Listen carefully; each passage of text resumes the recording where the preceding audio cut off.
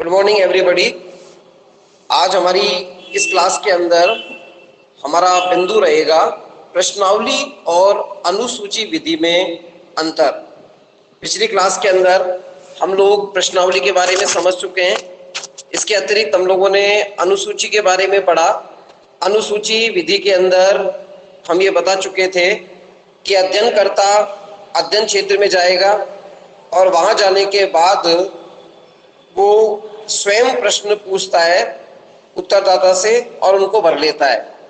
आज जो हमारी क्लास है इसमें मैं अब प्रश्नावली अनुसूची में अंतर को स्पष्ट कर रहा हूं। प्रश्नावली और अनुसूची का जो अंतर है ये बेसिक रूप से ऑब्जर्वेशन के आधार पर भी निश्चित किया जाता है, लेकिन मुख्य आधार पर जो अंतर होते हैं उन अंतरों को हम अवलोकन साक्षात्कार के साथ तुलना करते हुए भी समझ सकते हैं।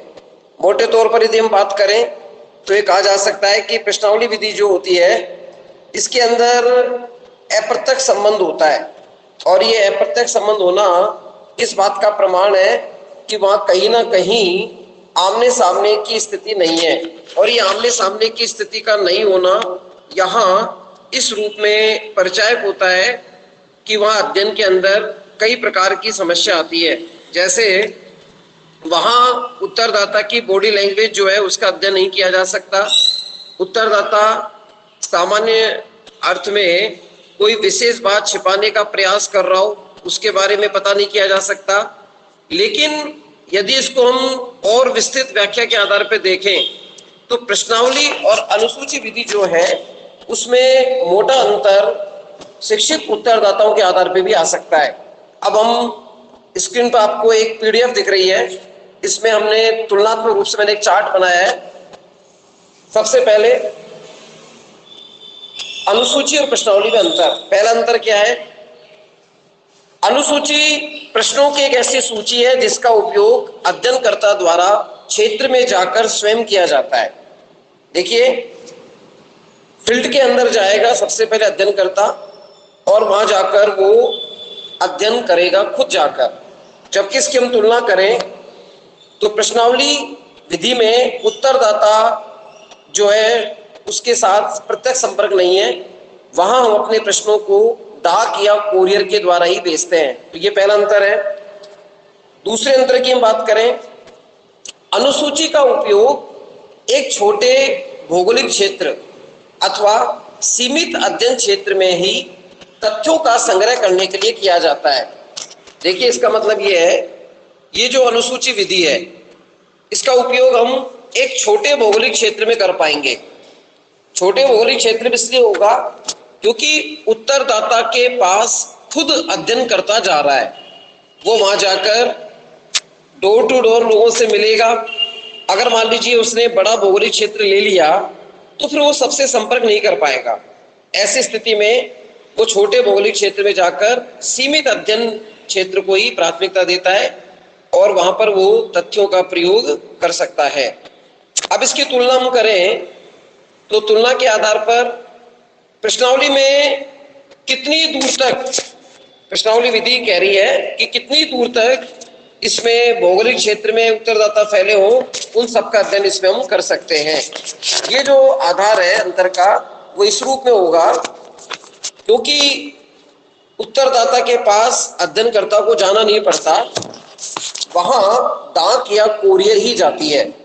अब आप सोचिए, कोई आदमी चाहे पहाड़ी पर रह रहा हो चाहे वो मैदानी क्षेत्र में रह रहा हो, बड़ी संख्या में विस्तार को प्राप्त हो रहा हो, जब डाक और कोरियर ही जाएगी तो क्या प्रॉब्लम है? अगर व्यक्ति को खुद जाना पड़े तो प्रॉब्लम आ सकती है। तो ये तुलनात्मक अध्ययन हो गया कि अनुसूची में तो खुद जाएगा सीमित क्षेत्र में, और प्रश्नावली द्वारा दूर दूर तक फैले हुए बड़ी संख्या वाले में उत्तरदाताओं से सूचनाएं हम एकत्रित कर सकते हैं। ये दो अंतर हमारे हुए। तीसरे अंतर की जब हम बात करते हैं तो इसमें आता है कि अनुसूची का प्रयोग करने के लिए साक्षात्कार विधि का प्रयोग करना आवश्यक होता है तथा साक्षात्कार के दौरान उत्तरदाता से कहीं अधिक गहन सूचनाएं प्राप्त होने की संभावना रहती है।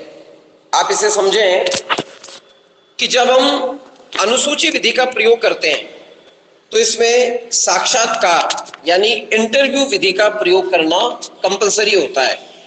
यहां मैं स्पष्ट कर दूं, इंटरव्यू का अर्थ होता है इंटर प्लस व्यू।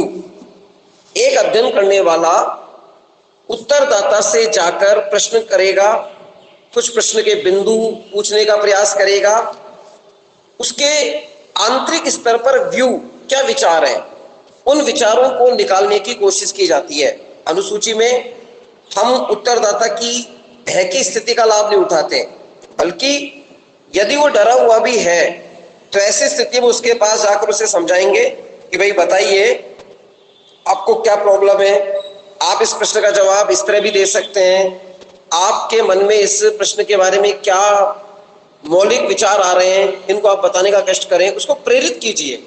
ऐसी स्थिति में गहराई से बहुत गोपनीय सूचनाएं भी आपको प्राप्त हो जाएंगी। ये इंटरव्यू विधि का प्रयोग इसमें हो सकता है या करता है तो बड़ी लाभप्रद स्थिति बन जाती है। अब इसकी हम तुलना करें प्रश्नावली के साथ, तो प्रश्नावली के अंतर्गत अध्ययनकर्ता और उत्तरदाता के बीच में किसी भी प्रकार का प्रत्यक्ष संपर्क नहीं होने के कारण केवल वही सूचना प्राप्त की जा सकती है जिनसे संबंधित प्रश्नों का प्रश्नावली में समावेश होता है। इस अंतर को आप इस तरह समझिए, मान लो आप किसी अध्ययन क्षेत्र में गए, वहां जाकर आपने किसी व्यक्ति से प्रश्न किया कि आपकी आर्थिक स्थिति क्या है, कैसी है। उसने कहा साहब मैं तो बहुत गरीब आदमी हूं। अब आप उसको और गहराई से पूछ सकते हैं, क्योंकि आप उसका मकान जब देखेंगे आपको दिख जाएगा कि उसके घर में एयर कंडीशन लगा हुआ है, महंगी गाड़ी खड़ी हुई है। तो आप ऑब्जर्व करके तुरंत उससे क्वेश्चन कर रहे हैं, भैया आप कह रहे हो कि आपकी आर्थिक स्थिति ठीक नहीं है, लेकिन यहाँ तो जो गाड़ी खड़ी है किसकी है। अब वो क्रॉस क्वेश्चन में फंस जाएगा, सत्य बता देगा। अगर उसकी गाड़ी होगी या दहेज में आई होगी या उसके परिवारजन कोई अच्छी पोस्ट पे होंगे तो सारी बात निकल के आ जाएगी। अगर ये गहराई से इंटरव्यू नहीं लिया जाता तो शायद हम पूछ नहीं पाते सारी बातें। लेकिन इसकी तुलना हम करें प्रश्नावली से, अब चूंकि आप आमने सामने की स्थिति में है नहीं, आपने डाक और कोरियर की सहायता से ही तो वहां पे प्रश्नावली भेजी है। अब आपने प्रश्न लिखा था आपकी आर्थिक स्थिति आप कैसी समझते हो, वो तो लिख देगा मैं तो गरीब समझता हूं। अब आप क्रॉस चेक कैसे करोगे, तो ये एक बहुत बड़ा अंतर है। चौथे अंतर की बात करें तो ये कहता है कि अनुसूची एक औपचारिक विधि है जिसमें अध्ययनकर्ता को अनेक प्रश्नों को करने का अवसर मिल जाता है जो परिस्थिति व्यक्तिगत विशेषताओं के अनुकूल होती है। साथ ही उत्तरदाताओं से प्राप्त सूचनाओं का आलेखन भी उसी समय कर लिया जाता है। इसका मतलब होगा कि जब हम अध्ययन में अनुसूची विधि का प्रयोग करते हैं तो आमने सामने की स्थिति में अब उस वक्त क्या होता है कि कंडीशन के हिसाब से, परिस्थिति के अनुसार हम उत्तरदाता से पूछताछ कर सकते हैं। मान लीजिए आप घर में गए और आपको अध्ययन करना है महिलाओं की घरेलू कामों में कितनी उपस्थिति है, कितना वो काम कर रही हैं। अब आपने जाके देखा कि कोई महिला ग्रामीण क्षेत्र में अपने गाय भैंस के स्थान को साफ कर रही है, तो आपको थोड़ा वेट करना पड़ेगा क्योंकि आप उससे कुछ प्राप्त करने गए हैं। ऐसी स्थिति में आप उसको क्या बोलेंगे कि भाई हम आपसे कुछ जानकारी चाहते हैं, कृपया हमको 10 मिनट मिलेगा। तो आपको उस कंडीशन के हिसाब से 10 मिनट वेट करना पड़ेगा और वेट करने के बाद आप उससे प्रश्न कर सकते हैं कि भाई आप घरेलू कामों में कितना सहयोग कर रहे हैं, या फिर इसके अलावा भी कोई आप नौकरी वोकरी करते हैं या कोई प्राइवेट सेक्टर में काम करते हैं। ये जानकारी आप उससे प्राप्त कर सकते हैं। दूसरी ओर कई बार क्या होता है कि उसने बहुत अच्छे वस्त्र पहने हो, कोई परंपरागत मेहंदी लगाई हो या किसी व्यक्ति के अच्छे कपड़े हो, तो आप सिचुएशन के अकॉर्डिंग उससे कह सकते हैं कि आप बहुत अच्छे लग रहे हैं और देखिए अब निश्चित तौर पर आप हमारे प्रश्नों का जवाब दे देंगे। तो इस तरह आप औपचारिक आधार पर कुछ प्रश्न बना सकते हैं। ये सारी फ्रीडम आपको प्रश्नावली में नहीं मिलेगी, क्योंकि प्रश्नावली के अंतर्गत अध्ययनकर्ता तथा उत्तरदाता को जो छपे हुए प्रश्न हैं उनसे बाहर जाने की स्वतंत्रता नहीं मिलती। वो उन्हीं प्रश्नों के आधार पर उससे पूछना पड़ता है और लिखने में भी थोड़ी प्रॉब्लम है, क्योंकि कई बार जो जवाब आते हैं वो अपूर्ण आते हैं, लोचपूर्ण आते हैं और हमको प्राप्त सूचनाएं कम मिल पाती हैं। इस तरह अब हम अगले अंतर के बारे में चर्चा करते हैं। पांचवा अंतर जो है, अनुसूची विधि जो है, आप स्क्रीन पे देख रहे होंगे, इसका प्रयोग शिक्षित और अशिक्षित सभी श्रेणियों के उत्तरदाताओं के लिए समान रूप से किया जा सकता है। इसका अर्थ है कि अनुसूची विधि में जब आप खुद ही प्रश्न पूछने वाले हैं, सामने वाला उत्तरदाता आपके प्रश्नों का जवाब देने वाला है, तो कोई फर्क नहीं पड़ता कि वो कितना पढ़ा लिखा है, वो शिक्षित है या नहीं है। दोनों प्रकार के उत्तरदाताओं से आप जो सूचनाएं हैं मौखिक रूप से प्राप्त कर सकते हैं। अब इसकी हम तुलना करें कि प्रश्नावली का जो प्रयोग है केवल शिक्षित उत्तरदाताओं के लिए किया जा सकता है। इसके उपयोग के लिए उत्तरदाताओं का कम से कम इस सीमा तक शिक्षित होना आवश्यक है कि वो प्रश्नों को सही ढंग से समझ ले और व्यवस्थित जहां उनको जरूरत है वहां पर वो उत्तर भी दे सकता है। देखिए, इस विधि के अंदर जहां अनुसूची में अभी हम पढ़ रहे थे कि यहाँ शिक्षित अशिक्षित सभी उत्तरदाताओं के लिए लाभ की विधि है, लेकिन तुलनात्मक रूप से आप देख रहे हैं प्रश्नावली को केवल वही पढ़ के लिख सकता है जो पढ़ा लिखा होगा। अब आपने डाक या कोरियर की सहायता से किसी स्थान पर प्रश्न को भेज दिए और किसी व्यक्ति विशेष के नाम पर आपने लेटर भेजा और वो पढ़ा लिखा नहीं है, उसके लिए काला अक्षर भैंस बराबर है। ऐसी स्थिति में वो क्या करेगा, उस प्रश्नावली को कचरे के डब्बे में डाल देगा। तो यहाँ हमारी प्रॉब्लम हो गई। अगर वो पढ़ा लिखा है तो जवाब मिल जाएंगे, अगर वो पढ़ा लिखा नहीं है तो हमको जवाब नहीं मिलेंगे। तो ये हमारा पांचवा अंतर हो गया। अब हम छठे अंतर के बारे में बात करते हैं। अनुसूची के संदर्भ में कहा गया है कि अनुसूची के उपयोग के लिए जिस निर्देशन का चुनाव किया जाता है वह तुलनात्मक रूप से अधिक वैज्ञानिक होता है। इसका कारण यह है कि निर्देशन की किसी भी विधि के द्वारा जिन इकाइयों का चयन हो जाता है उन सभी से अनुसूची के द्वारा सूचनाएं प्राप्त की जा सकती है। अब यहाँ समझ में आपको ये नहीं आया होगा कि निर्देशन क्या होता है। ये कहता है कि अनुसूची के उपयोग के लिए जिस निर्देशन का चुनाव किया जाता है वह तुलनात्मक रूप से अधिक वैज्ञानिक होता है।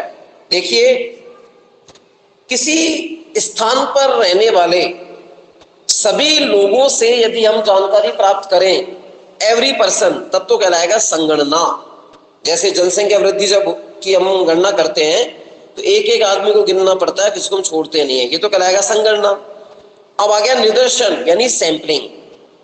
संपूर्ण इकाइयों में से कुछ इकाइयों को चुनना, उन पर अध्ययन करना और जो परिणाम प्राप्त हो वो सभी का परिणाम मानना निर्देशन कहलाता है। आपको पुनः एक उदाहरण से बताऊं, घर में आप जब चावल बनाते हैं तो बर्तन में से कुछ दाने निकालते हैं, संपूर्ण में से कुछ चावल को तोड़ के देखते हैं। अगर वो बन जाता है तो बनने के बाद हम पूरे चावल का परिणाम निकाल देंगे कि भाई ये बने या कच्चे हैं। ऐसे ही फील्ड में से कुछ लोगों को चुन लिया जाता है और उनका चुनकर उन इकाइयों का हम अध्ययन करते हैं सूचना प्राप्ति में।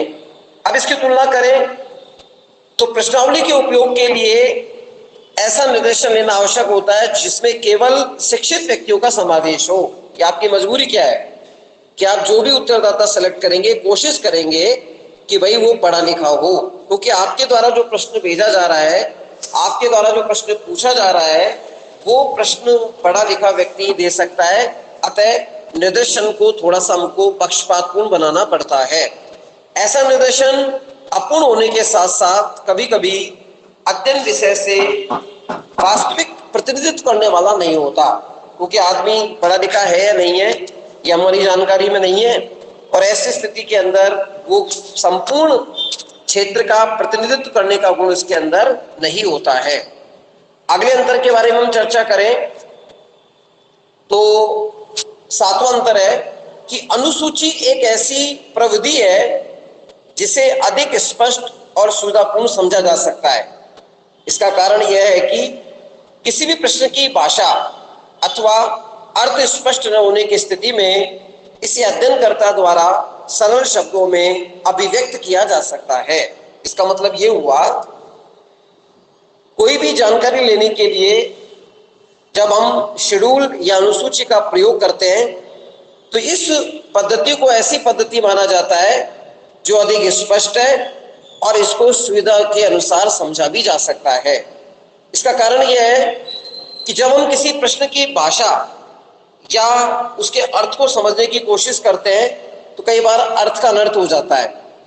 जब हम सामान्य शब्दों में प्रश्न पूछते हैं, सामने वाला जवाब दे देता है, तो हमको ज्यादा से ज्यादा रेस्पॉन्स मिलने के चांस होते हैं। जैसे मान लीजिए आप ये पूछना चाहते हो कि भाई आपके यहाँ परंपराएं कैसी है, तो आपका प्रश्न सीधा सीधा होगा कि भाई आप कौन कौन से बुजुर्गों के द्वारा अपनाए गए व्यवहारों को अपनाते हैं।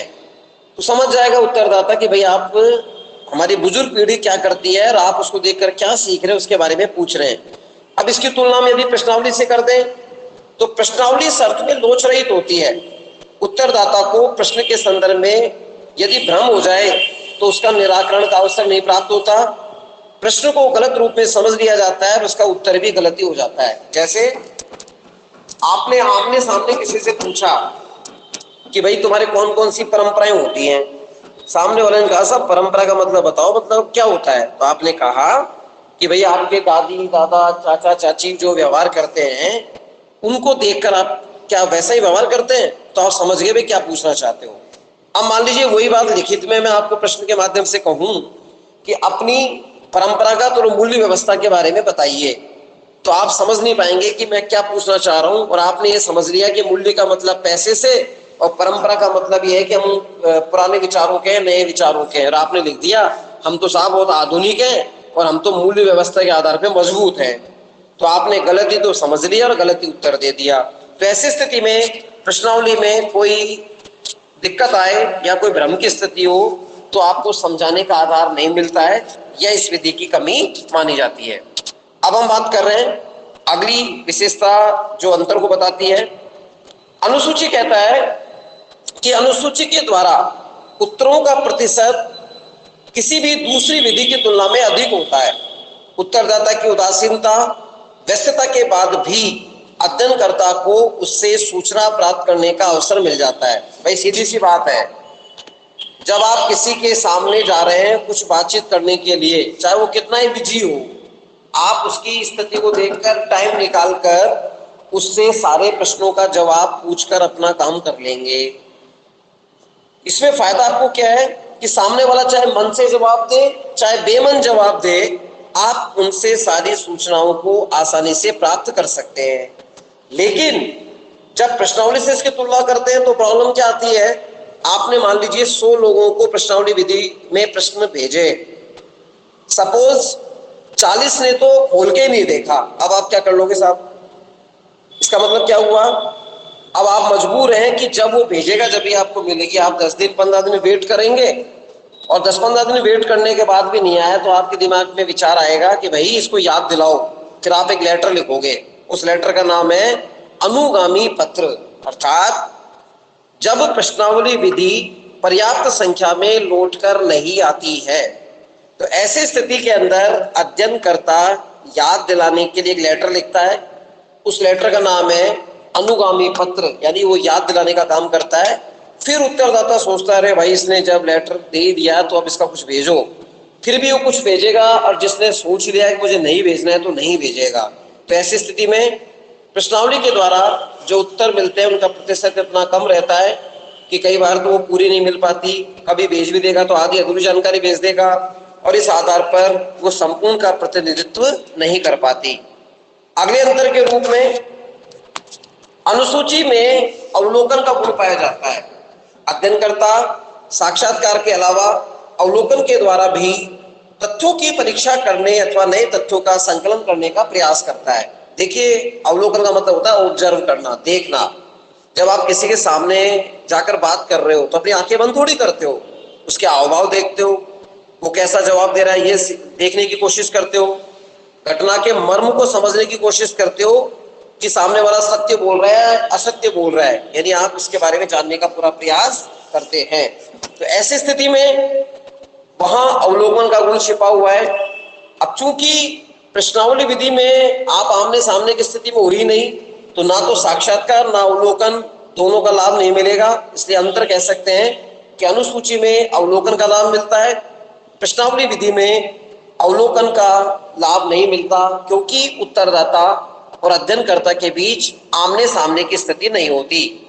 10वां अंतर है कि अनुसूची के अंतर्गत उत्तरदाता और अध्ययनकर्ता के बीच प्रत्यक्ष संपर्क होने के कारण गोपनीय सूचनाओं का संकलन कर सकना बहुत कठिन होता है, साथ ही ये विधि बड़ी जोखिमपूर्ण है। देखिए, ये थोड़ा सा एक नेगेटिव सेंस है अनुसूची का। आप किसी के सामने खड़े हैं और आपने उसके व्यक्तिगत जीवन को झंझोड़ने वाला कोई प्रश्न पूछ लिया। जैसे मान लीजिए आप किसी लड़के से उसके इनकम के बारे में पूछ लें, लड़की से उसके विवाह के बारे में, जीवन साथी के बारे में पूछ लें, तो निश्चित तौर पर वो थोड़ा सा सकपका जाएगा और वो अपनी सीक्रेट इंफॉर्मेशन को आमने सामने नहीं देता। तो ये इसमें कमी है। जबकि प्रश्नावली में फायदा क्या है अंतर के आधार पर, कि प्रश्नावली के द्वारा सूचनाएं देने में उत्तरदाता स्वयं को स्वतंत्र महसूस करता है, क्योंकि आमने सामने तो है ही नहीं, लेटर में तो लिखना है जवाब, ना वो एक दूसरे को जानते हैं, तो वो गोपनीय से गोपनीय सूचनाएं भी दे देता है और उसको कोई खतरा भी नहीं है। देखो, आमने सामने तो क्या है, जैसे बोलने का तरीका गलत हो। कई बार क्या होता है, कुछ लोगों को बात करते समय यार कहने की आदत होती है। अरे यार, इसका मतलब बताना, अरे यार वो क्या होता है। अब आप सोचो यार का कितना खतरनाक अंतर हो गया। अगर एक महिला एक पुरुष बात कर रहे हो और अचानक यार शब्द बोल दे ग्रामीण क्षेत्र में, मुझे नहीं लगता कि वो सही सलामत घर आएगा। जोखिम है, उसकी पिटाई भी हो सकती है। लेकिन प्रश्नावली में ऐसा कुछ नहीं है, आमने सामने नहीं है, तो किसी प्रकार की कोई रिस्क भी नहीं रहेगी। अब इसके अगले अंतर के बारे में हम बात करें, 11वां अंतर जो है कि अनुसूची प्रविधि एक महंगी प्रविधि है। इसका उपयोग में बहुत अधिक समय और धन खर्च होता है। देखिए, अनुसूची विधि में क्या है कि आदमी जो अध्ययनकर्ता के रूप में फील्ड में खुद ही जाएगा, वहां बार बार जाएगा, मेहनत लगेगी, पैसा लगेगा, बहुत खर्चा हो रहा है, क्योंकि अकेला आदमी अलग अलग घूमेगा तो बहुत पैसा लगेगा। मगर प्रश्नावली में क्या है, डाक का खर्चा, प्रिंटिंग का खर्चा, कम तो समय लगता है, कम धन लगता है और सूचनाएं भी हमको ज्यादा प्राप्त हो जाती है। अंतिम अंतर के रूप में अनुसूची के द्वारा तथ्यों का संकलन करने के लिए अध्ययनकर्ता का कुशल, अनुभवी, प्रशिक्षित और मृदुभाषी होना आवश्यक है, क्योंकि व्यक्तिगत गुणों के अभाव में कई बार सूचनाओं का संकलन नहीं किया जा सकता। कहते हैं ना कि मुस्कान के साथ बोलना और सामने वाले की मन की बात निकाल लेना। अनुसूची में आमने सामने है, सामने वाला गुस्से में है, बड़ा प्यार से आप मुस्कुरा के कहिए, भाई साहब नमस्कार, हम आपसे कोई जानकारी लेने आए हैं और आपकी जानकारी के बिना हमारा काम होगा नहीं, कृपया हमें जानकारी देंगे। तो एक पल के लिए जब आप उससे प्यार से बात कर रहे हैं तो सामने वाला आपको आपकी मृदु भाषिता के पुरस्कार के रूप में जवाब दे देगा। तो यानी व्यक्तिगत टैलेंट होना अनुसूची में जरूरी है। जबकि प्रश्नावली तुलनात्मक रूप से सरल विधि है, इसमें कोई भी व्यक्ति कर सकता है, इसमें ट्रेंड व्यक्ति की आवश्यकता नहीं है। जबकि अनुसूची में तो ट्रेंड होना चाहिए। अगर मान लो गुस्सेल प्रवृत्ति का अध्ययन करता है तो लड़ाई करके आएगा, मृदुभाषी तो ज्यादा लेके आएगा। तो ऐसी स्थिति के अंदर हम तुलनात्मक रूप से प्रश्नावली विधि में कम प्रशिक्षण वाला व्यक्ति भी इसका अध्ययन कर सकता है। ये इस तरह हमने कुछ अंतरों के बारे में चर्चा की। देखिए, इस प्रकार प्रश्नावली और अनुसूची विधि दोनों कारगर विधि है। ज्यादा कौन सी विधि महत्वपूर्ण है, इसका संदर्भ यही है कि अध्ययनकर्ता किस वे में, किस लक्ष्य को लेकर अध्ययन करना प्रारंभ कर रहा है, उस पर डिपेंड करता है। तो ऐसी स्थिति के अंदर जो प्रश्नावली विधि होती है उसको तो ये मान लीजिए दूर दराज के क्षेत्र में कहीं जाना है तो अपन ज्यादा काम लेंगे। मान लो आप राजस्थान में हैं और आपको केरल का अध्ययन करना है तो यहाँ से प्रश्नावली यूज करो, किसने मना किया। और यदि आसपास का इलाका है, इजी गोइंग आप जा सकते हैं, तो आपको अनुसूची विधि काम लेनी चाहिए, क्योंकि आप क्रॉस चेक भी कर सकते हैं, सारी जानकारी भी प्राप्त कर सकते हैं। तो ये मोटा मोटा इस अंतर को मैंने आपको बताया। मैं आज की क्लास यहीं ऑफ कर रहा हूँ, आप इसको समझिए। पीडीएफ को आप आराम से स्क्रीनशॉट लेके भी अपने नोट्स बना सकते हैं, क्योंकि जब तक ये व्यवस्था चलेगी आप प्रश्नावली और अनुसूची के अंतर को आप समझ लीजिए। अगली क्लास में मैं नए बिंदु के साथ आता हूँ। जब मेरी 4-5 क्लासें हो जाएंगी तो मैं इसी चैनल के माध्यम से एक टेस्ट लूंगा जिसमें एबेस सैदे वाले 20 प्रश्न होंगे। आप उनका जवाब लिखकर इसी के माध्यम से मुझे भेज सकते हैं। कैसे भेजना है वो मैं आपको कभी ग्रुप के अंदर बता दूंगा। धन्यवाद।